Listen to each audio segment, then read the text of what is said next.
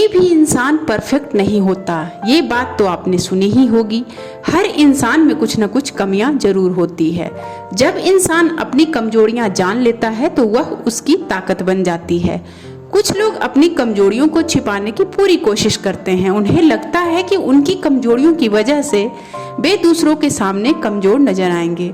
व्यक्ति अगर अपनी कमजोरी पर काम करके उन्हें ताकत बना ले तो उसे सफलता पाने से कोई नहीं रोक सकता। अपनी कमजोरियों पर काम करने के लिए आपको यह पता होना चाहिए कि आपकी कमजोरी है क्या।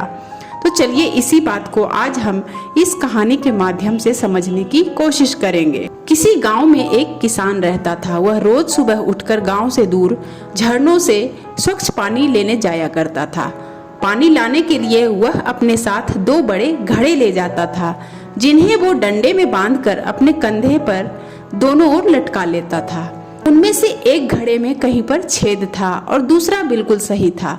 इसी कारण से रोजाना घर पहुंचने के बाद किसान के पास करीबन सिर्फ 1.5 घड़ा पानी ही बचता था। यह सिलसिला करीब 2 से 3 सालों से चल रहा था। जो घड़ा सही था उसे इस बात का घमंड था कि उसका पानी पूरा का पूरा घर पहुंचता है और उसके अंदर कोई भी कमी नहीं है।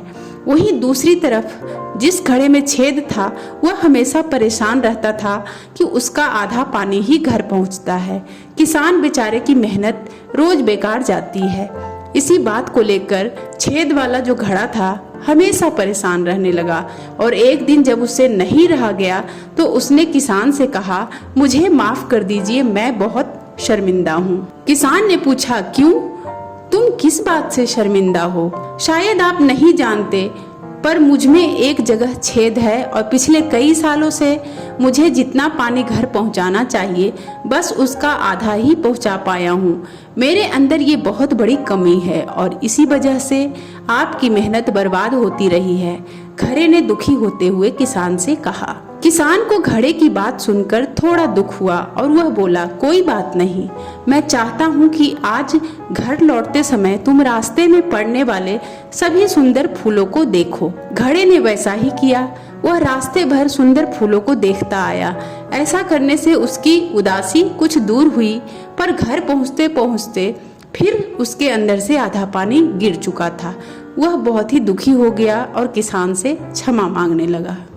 किसान बोला, शायद तुमने ध्यान नहीं दिया, पूरे रास्ते में जितने भी फूल थे वे बस तुम्हारी तरफ ही थे। सही घड़े की तरफ एक भी फूल नहीं था।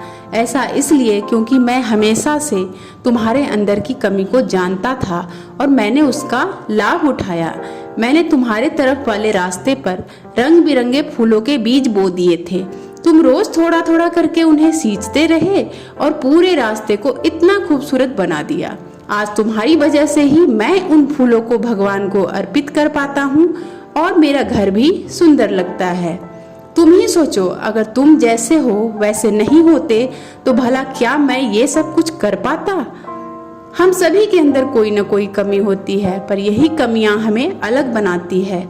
उस किसान की तरह हमें भी हर किसी को जो जैसा है वैसे ही स्वीकार करना चाहिए और उसकी अच्छाई की तरफ ध्यान देना चाहिए।